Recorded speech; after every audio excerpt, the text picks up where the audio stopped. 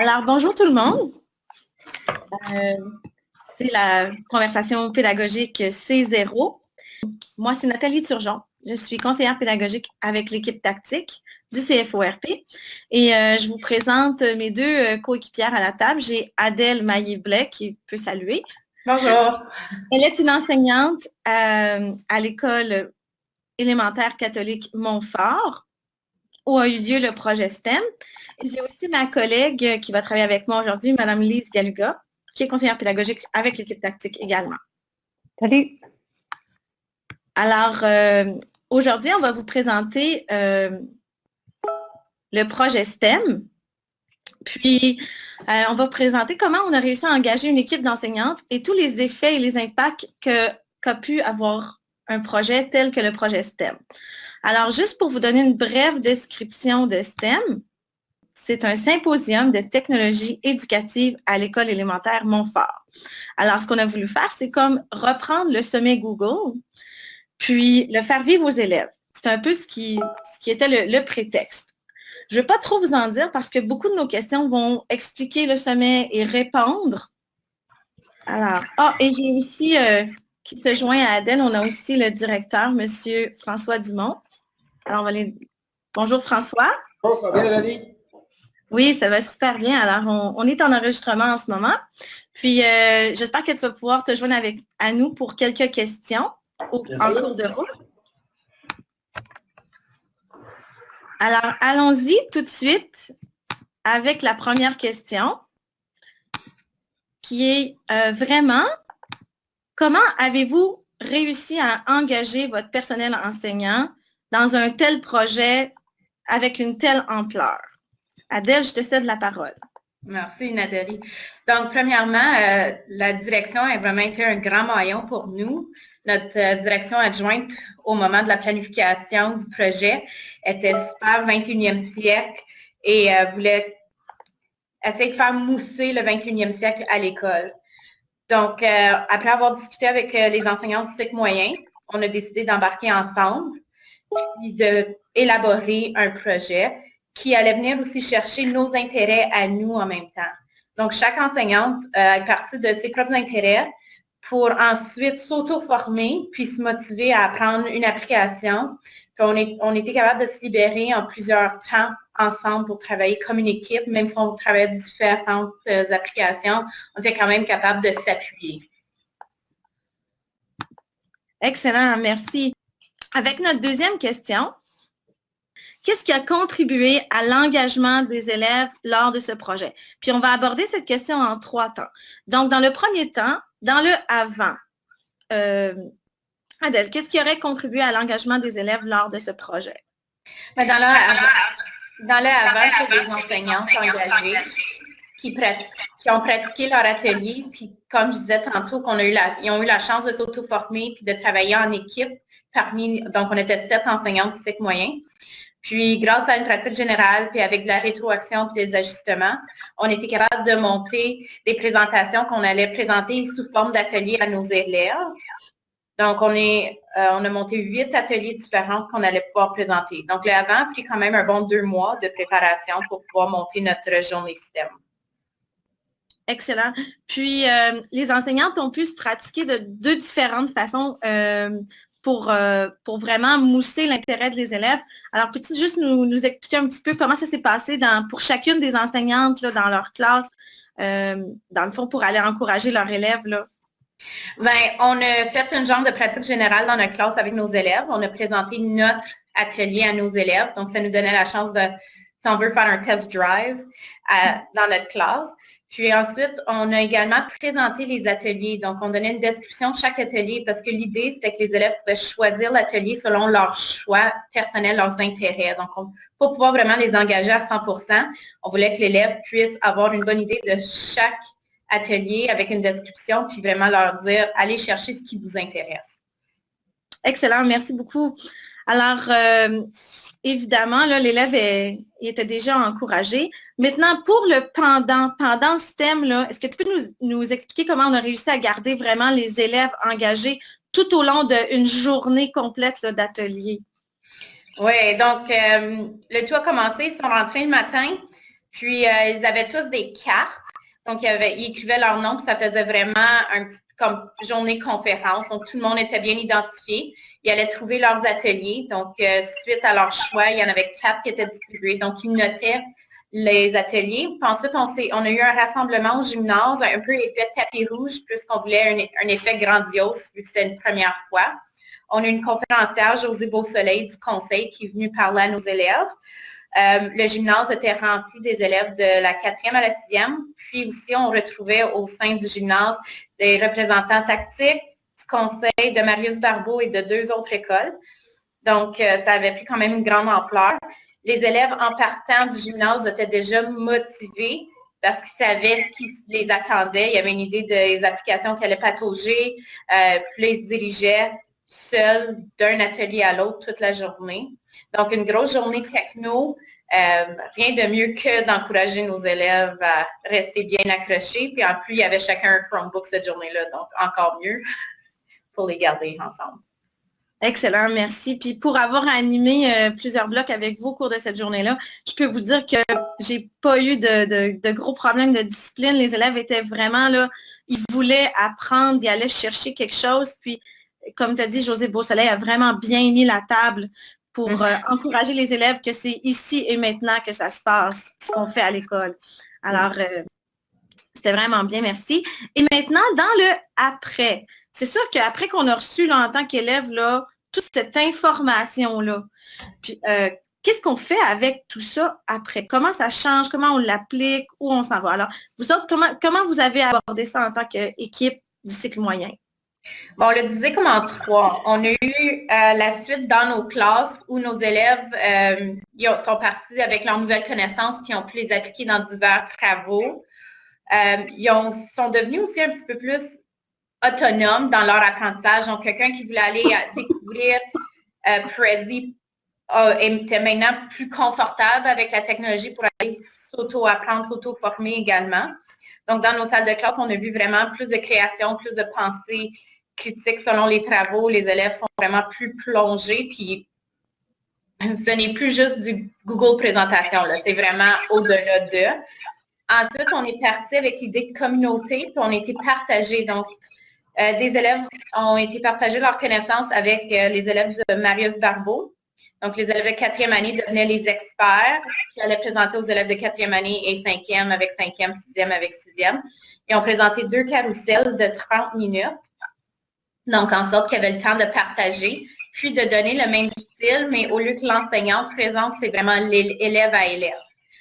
Puis, en même temps, ensuite, on a eu la partie école où les élèves du cycle moyen ont eu la chance d'aller partager avec les élèves plus jeunes, donc du cycle primaire. Puis là, c'était du 1 à 1. Donc, les élèves sont vraiment partis de leurs connaissances apprises la journée STEM pour ensuite partager leurs connaissances avec les gens de la communauté, puis de l'école et tout autour d'eux. Excellent, merci beaucoup. C'est une très, très, très belle initiative. Et je vois déjà, là, il y a eu des effets boule de neige un peu partout dans la communauté, à l'intérieur de l'école, et on va en reparler un petit peu plus tard, mais je vais passer à la prochaine question. Je vais juste prendre une petite pause en même temps pour regarder s'il y a quelque chose dans le chat, si les gens autour de nous, on a des bravos à l'équipe Montfort pour ce projet. Même lors des conférences, les élèves les plus rapides ont su appuyer les autres élèves. Ben oui, entre eux, les élèves l'ont remarqué qu'il y avait beaucoup de collaboration, qui allaient s'entraider. Et c'est comme une nouvelle pratique qui s'est développée à l'intérieur de l'école aussi, là, dans le quotidien, je crois.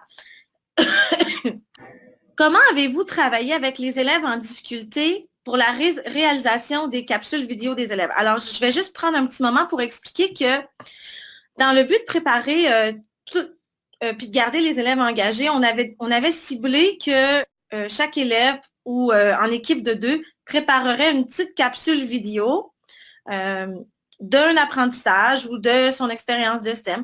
Alors, c'était une attente que tous les élèves du cycle moyen montent une petite capsule vidéo. C'est une attente claire, mais pas si facilement réalisable. Alors maintenant, on aimerait savoir comment vous avez travaillé avec les élèves, surtout ceux qui sont en difficulté, puis quelle a été votre expérience par rapport à ça? Alors, je vous donne la parole. Donc, évidemment, on est parti de nos élèves en respectant leurs forces et leurs besoins. Donc, on a été capable de différencier les attentes de la capsule. On a travaillé à partir de ce qui les motivait, puis qu'est-ce qu'ils voulaient partager. Aussi, ce qui les a beaucoup réconfortés, c'est qu'une capsule, ça dure 30 secondes à un genre 2 minutes. Donc, il n'y avait pas nécessairement besoin de parler longtemps. Puis le fait de travailler en équipe permettait à l'élève qui se sentait peut-être moins à l'aise de discuter ou de s'entendre. Il pouvait aider à la format, comme à tout préparer, à bâtir la capsule. Puis ensuite, son partenaire pouvait parler pendant la capsule. Donc, le travail de la capsule a permis une collaboration, une création, la découverte de Screencastify pour ceux qui ne l'avaient pas utilisé avant. Donc, on a eu beaucoup de partage de ce côté-là. Puis, on a vraiment été au rythme de l'élève. Donc, si l'élève a besoin d'un appui plus 1-à-1, on était capable de le fournir. Puis, on a aussi l'aide des IAI du conseil. Donc, on a des informaticiens applications. Puis, Nathalie était assez gentille, Nathalie Turgeon, de venir nous prêter main forte ce matin-là aussi pour l'enregistrement afin d'alléger aussi les dérangements en salle de classe. Donc, c'est vraiment un travail d'équipe qui nous a permis aux élèves, même en difficulté, de réaliser des capsules vidéo. Oui, excellent, merci. Puis j'ai trouvé l'idée géniale aussi. L'école, le cycle moyen se sont ciblés une journée.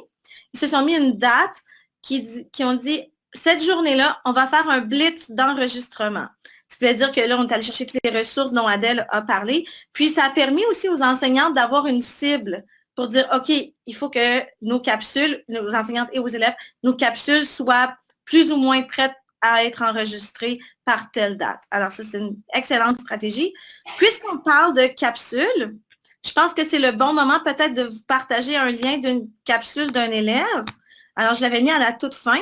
Alors, juste pour que vous ayez une idée de qu'est-ce que ça a l'air. Alors, je ne sais pas si on peut coller, Lise, le lien dans le chat. Merci. Puis, je vais essayer de peut-être juste la démarrer d'ici pour voir si vous la voyez bien. Quand vous êtes rendu dans votre formulaire, donnez-le un titre, comme le sport. Et voilà. Pour donner une courte description du formulaire, pesez ici.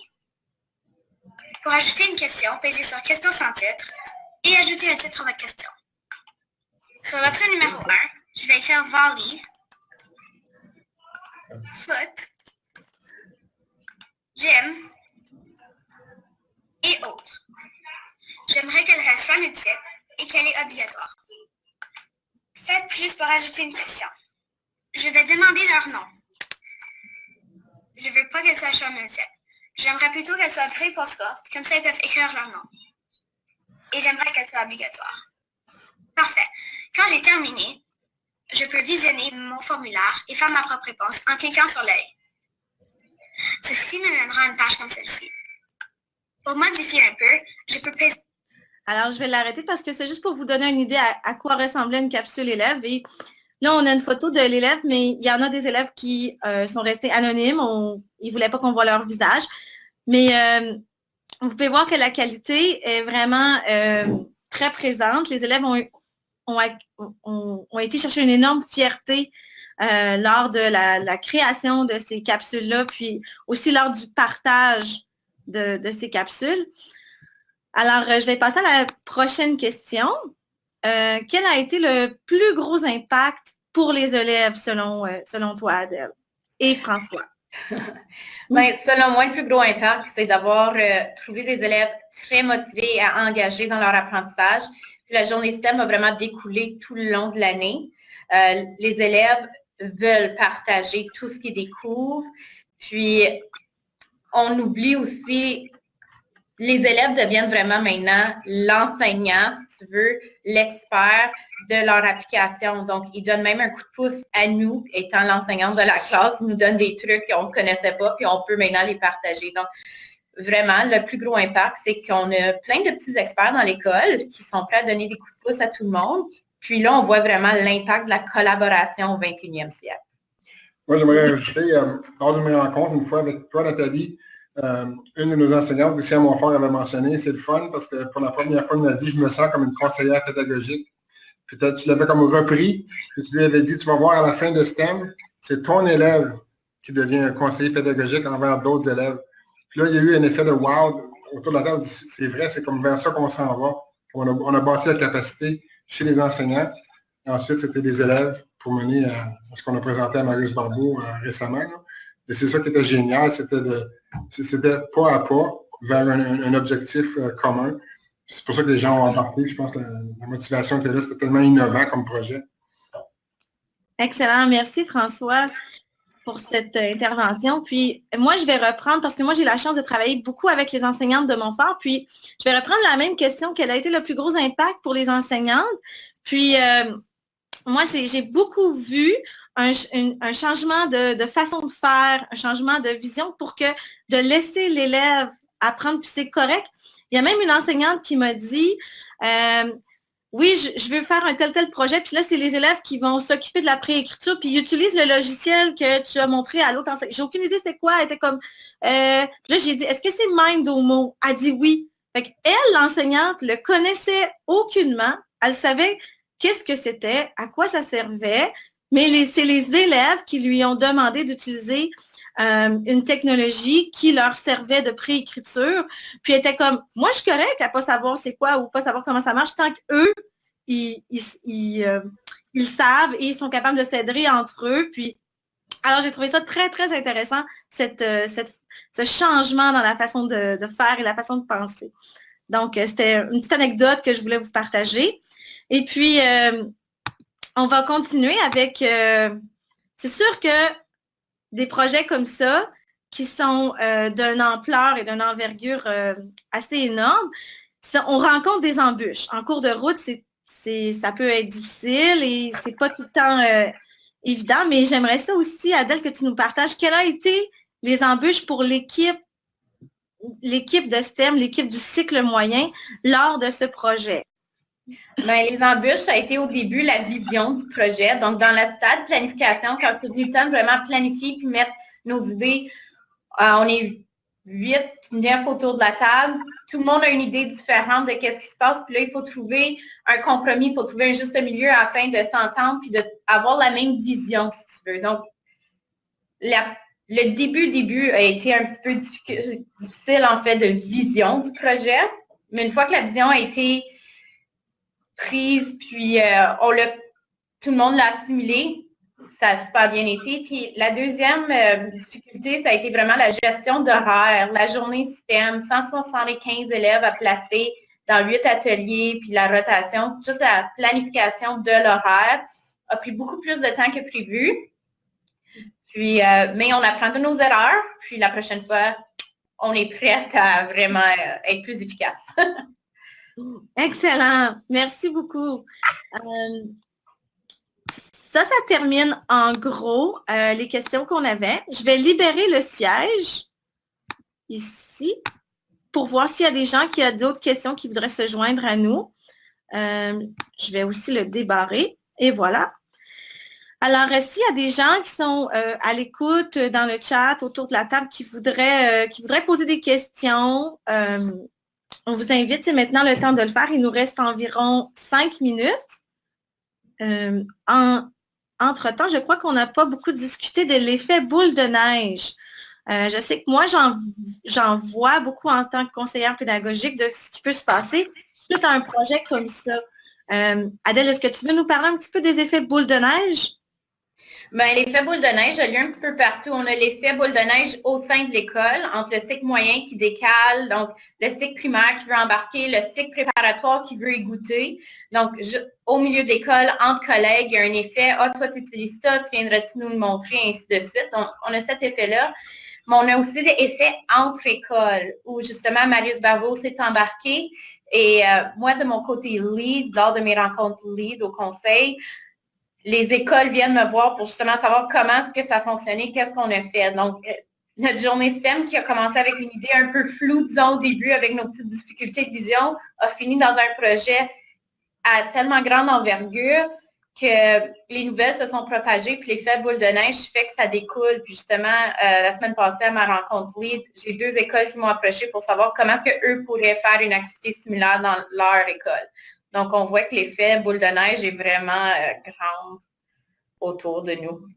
Oui, excellent, merci. Puis on a beaucoup en tant que conseillère pédagogique, moi, mes collègues m'ont consulté et j'ai vu des projets semblables aussi commencer à se former, comme tu l'as dit, là, dans d'autres écoles, à l'intérieur et à l'extérieur du conseil. Lise, pour l'avoir vécu en tant que parent, est-ce que tu peux nous parler un petit peu de quel aurait été l'effet, comment ça s'est passé en tant que parent? Mais je dois dire que j'étais présente lors de la journée STEM à Montfort, puis que l'énergie à l'école était palpable. Puis même les salles de classe qui n'étaient pas impliquées dans les ateliers comme tels étaient intéressés, étaient curieux et on voyait un engouement. Par la suite, je peux vous dire que oui, les élèves ont travaillé avec acharnement pour préparer leur capsule. Et même, ils ont eu multiples itérations pour être capables de s'assurer de présenter un travail de qualité à l'école Marius Barbeau qui était leur clientèle. Puis que quand on demande à un élève de travailler avec une clientèle comme celle-là, on voit vraiment qu'il s'y attarde beaucoup plus attentivement. Et donc, je pense que c'était un processus qui était gagnant sur tous les fronts. Je vous apprécie. Fait que merci beaucoup de nous offrir ça pour nos enfants. Et puis, je dois vous quitter. Alors, moi, je voudrais juste remercier tous ceux qui ont écouté aujourd'hui, qui ont été autour de la table et surtout mes collègues de l'École Montfort qui se sont joints à moi aujourd'hui. Et puis, ce fut un super beau projet. Je suis vraiment contente qu'on a ce moment pour le partager à l'intérieur des écoles tactiques de la province. Puis là, maintenant, on va avoir ce lien.